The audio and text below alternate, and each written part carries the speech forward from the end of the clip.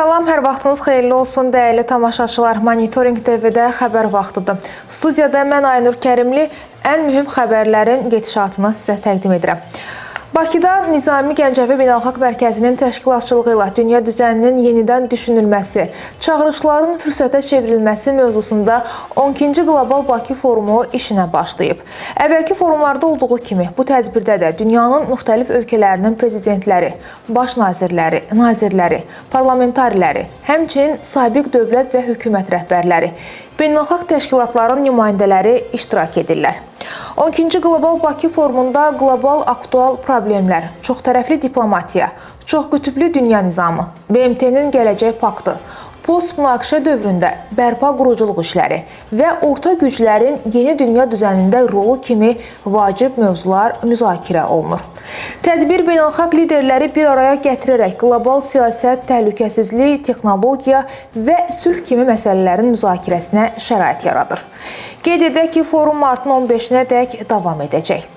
Azərbaycan Prezidenti İlham Əliyev 12-ci Qlobal Bakı Forumunun açılış mərasimində iştirak edib. Nizami Gəncəvi Beynəlxalq Mərkəzini təbrik edirəm ki, son illər ərzində çox əla işlər aparıb və belə bir mühüm beynəlxalq tədbiri təşkil edir.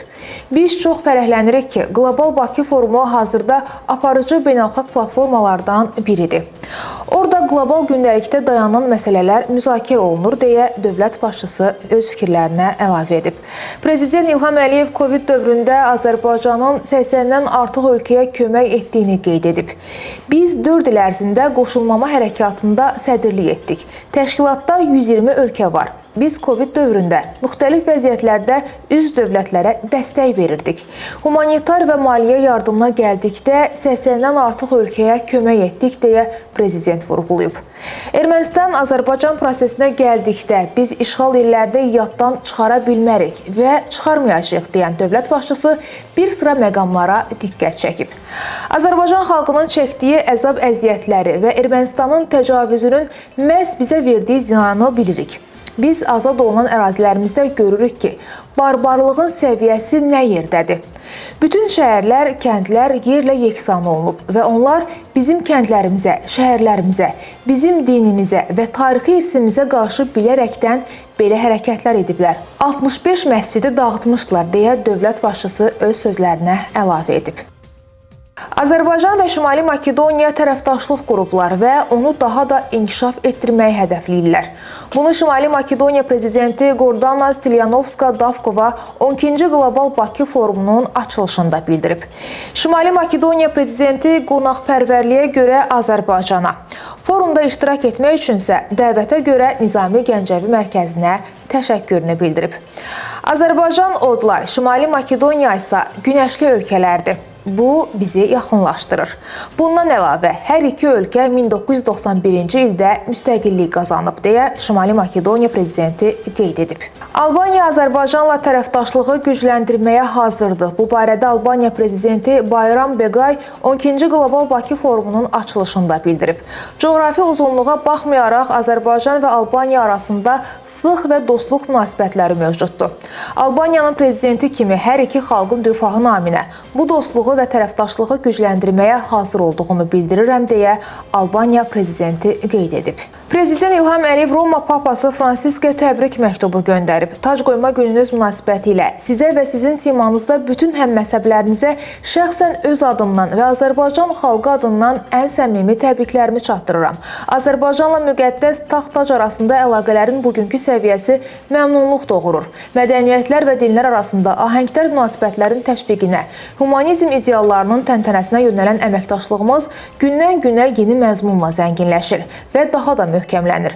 Əminəm ki, Azərbaycanla müqəddəs taxt-tac arasında əlaqələr bundan sonra da sivilizasiyalar arası və dinlər arası dialoqun genişlənməsinə, multikulturalizm dəyərlərinin qorunub saxlanmasına və möhkəmlənməsinə, dünyada sülhün və əmin-amanlığın bərqərar olmasına xidmət edəcək.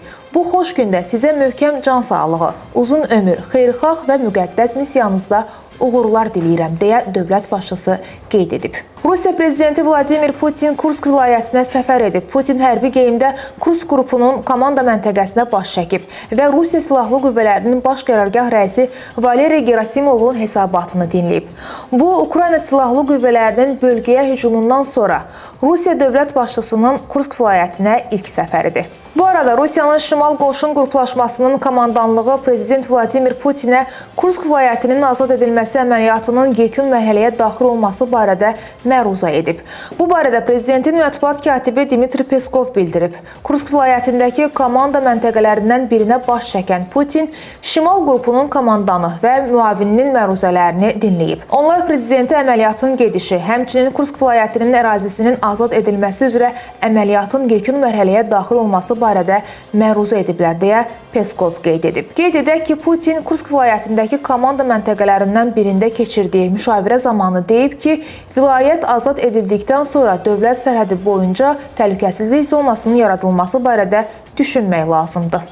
Siyasi xəbərlərlə davam edirik. Ağ Evdə jurnalistlərə Rusiyalı həmkarı Vladimir Putinlə təmaslar barədə sualı cavablandıran Amerika Birləşmiş Ştatları prezidenti Donald Trump isə deyib ki, Moskva Ukrayna ilə atəşkəslə bağlı müsbət siqnallar göndərir.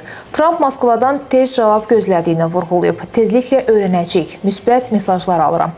Amma müsbət mesajlar heç nə demək deyil, deyə o qeyd edib. ABŞ prezidenti əlavə edib ki, vəziyyət çox ciddidir və münaqişə 3-cü Dünya müharibəsinə səbəb ola bilər. Bu vəziyyətə ABŞ-nin keçmiş prezidenti Joe Bidenin səriştəsizliyi səbəb olub, deyə Trump fikrini yekunlaşdırıb. Ermənistan hakimiyyəti regional əhəmiyyət daşıyacaq yeni konstitusiya layihəsini təklif etməyə hazırlaşır. Bunu Ermənistanın baş naziri Nikol Paşinyan bir qrup vətəndaşla görüşündə deyib. Yeni konstitusiya üçün təklif etdiyim tezis geniş müzakirə olunub və Azərbaycanın irəli sürdüyü tələbin yerinə yetirilməsi kimi təqdim edilib. Reallıqda isə real Ermənistan ideologiyası çərçivəsində başqa məna daşıyır. Baxmayaraq ki, bu şəraitdə mövcud ola biləcək mətnin özlüyündə regional əhəmiyyət daşıyacağını inkar etmək mümkün deyil, deyə o vurğulayıb. Qeyd edək ki, bu qanunvericilik aktında Azərbaycana qarşı ərazi iddiaları olduğu üçün Bakı dəfələrlə Ermənistan konstitusiyasına dəyişiklik edilməsinin vacibliyini vurğulayıb. Suriyanın keçmiş prezidenti Bəşər Əsədin bir qrup tərəfdarı Latakiya əyalətində kazarmalara hücum edib. Qeyd olunub ki, münaqişə hərbi obyektin girişində baş verib. Təhlükəsizlik qüvvələri hücumun qarşısını ala bilib və 4 yaraqlını saxlayıblar. Xatırladaq ki, martın 6-sında Latakiya, Tartus və Homs əyalətlərində Suriyanın yeni rəhbərliyini dəstəkləyən təhlükəsizlik qüvvələri ilə Əsədə sadiq birliklər arasında toqquşmalar başlayıb.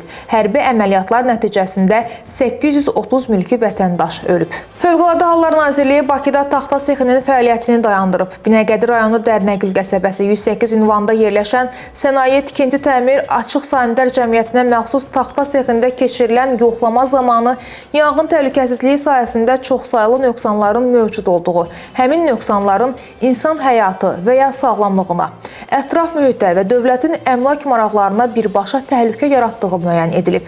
Mövcud vəziyyət onu göstərib ki, obyektin istismarının davam etdirilməsi nəticəsində orada hər an baş verə biləcək yanğın qısa müddətdə genişlənərək faciəni qaçılmaz edəcək. Qeyd olunanları nəzərə alaraq yanğın təhlükəsizliyi norma və qaydalarının tələblərinin kobud pozulması faktları aşkar edilən taxta sexinin fəaliyyətinin dayandırılması barədə qərar qəbul olunub. Suraxanı rayonu Yeni Günəşli qəsəbəsində ölümlə nəticələnən yol nəqliyyat hadisəsi baş verib. Hadisə nəticəsində bir nəfər həyatını itirib. Hadisə martın 12-sində saat 22:39-da Suraxanı rayonu Yeni Günəşli qəsəbəsi Musayev küçəsində qeydə alınıb.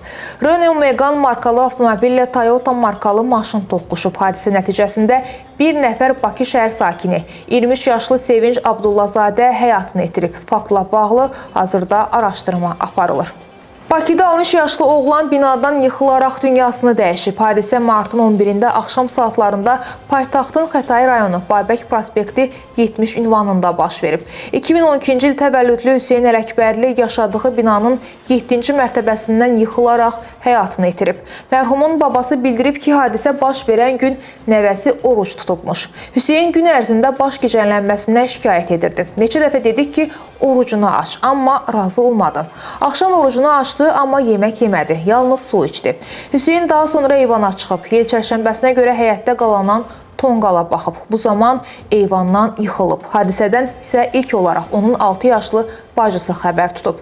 Hüseyn Bakı şəhəri Nizami rayonunda 62 nömrəli məktəb liseyin 7-ci sinifində təhsil alırdı. O əllaçı idi deyə binadan yıxılan azyaşlının babası söyləyib. Faktla bağlı hazırda araşdırma aparılır.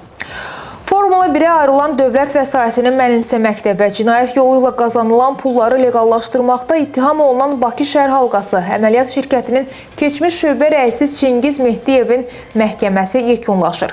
Bakı Ağır Cinayətlər Məhkəməsində hakim Leyla Əskərova Məmmədovanın sədrliyi ilə keçirilən iclasda hökmün elan ediləcəyi gözlənilir. Prokuror Çingiz Mehdiyevə 10 il həbs cəzası tələb edib. Onun vəkili Faiq Nəcəfov son anda məhkəməyə mənimsəmə epizodu üzrə dövlətə dəyən ziyanın tam ödənilməsi ilə bağlı ərizə təqdim edib. Məlum olub ki, Çingiz Mehdiyev 397.892 manatlıq ziyanın qalan 297.892 manatını da son gündə ödəyib. 100.000 manatın ise ibtidai istintaq vaxtı ödənilməsi barədə əvvəl məlumat verilib. Müdafiə tərəfi bunu nəzərə alaraq cinayət işinə xitam verilməsini xahiş edib. Prokuror məsləhətləşmək üçün məhkəmədən vaxt istəyib. Prosesdə fasilə elan olunub. Qeyd edək ki, Baş prokuror yanında korrupsiyaya qarşı mübarizə baş idarəsinin üstünü açdığı bu cinayət 2015-2020-ci illəri əhatə edib. Şəki Ağır Cinayətlər Məhkəməsində qəsdən adam öldürmədə təqsirləndirilən Rəşad Çırağovun cinayət işi üzrə məhkəmə istintaqı başa çatıb. Hakim Xaliq Məmmədovun sədrliyi ilə keçirilən prosesdə hökm oxunub. Məhkəmənin hökmü ilə o 16 il müddətinə azadlıqdan məhrum edilib. Qeyd edək ki, 2024-cü il avqustun 20-sində saat 5 radələrində Mingəçevir şəhər ərazisində 1979-cu il təvəllüdlü Natella Çırağovanın öldürülməsi barədə şəhər prokurorluğuna məlumat daxil olub. Araşdırmalarla 2003-cü il təvəllüdlü Rəşad Çırağovun şəxsi münasibətlər zəminində anası Natella Çırağovaya bıçaqla xəsarətlər yetirərək qəsdən öldürməsinə əsaslı şübhələr müəyyən edilib. Rəşad Çırağov işi üzrə şübhəli şəxs qismində tutulub. İttihama görə Rəşad Çırağov anasının WhatsApp vasitəsilə digər bir şəxslə sevgi məzmunlu SMS-lər yazdığını aşkarlayıb. Sonra o anasının onun namusuna xələl gətirən hərəkətlər etdiyini düşünərək qadını gecə ümumilikdə 57 bıçaq vuraraq qətlə yetirib. İdman xəbərləri ilə davam edirik. UEFA Çempionlar Liqasının 8-də 1 final mərhələsinin cavab oyunları çərçivəsində daha 4 oyun keçirilib. Atletico Madrid Real Madrid maçının əsas vaxtı ev sahiblərinin 1-0 hesablı qələbəsi ilə başa çatıb. İlk qarşılaşma Kral klubunun 2-1 hesablı qələbəsi ilə yekunlaşdığına görə ümumi hesab bərabərləşib 2-2 hesabı ilə. Hər biri 15 dəqiqə olmaqla təyin edilən daha 2 hissədə tərəflər fərqlənə bilməyiblər. Qarşılaşmanın taleyinə penalti seriyası aydınlıq gətirib. Burada daha dəqiq olan Real adını 4-də 1 final mərhələsinə yazdırıb. Bundan başqa Arsenal, Aston Villa və Borussia Dortmund növbəti mərhələyə vəsiqə qazanıb. Beləcə bugünə və bu saata sizə çatdıracaqlarımız bunlar idi. Xəbərlərdən xəbərdar olmaq hər zaman sizin hüququnuzdur. Diqqətiniz üçün təşəkkür edirik.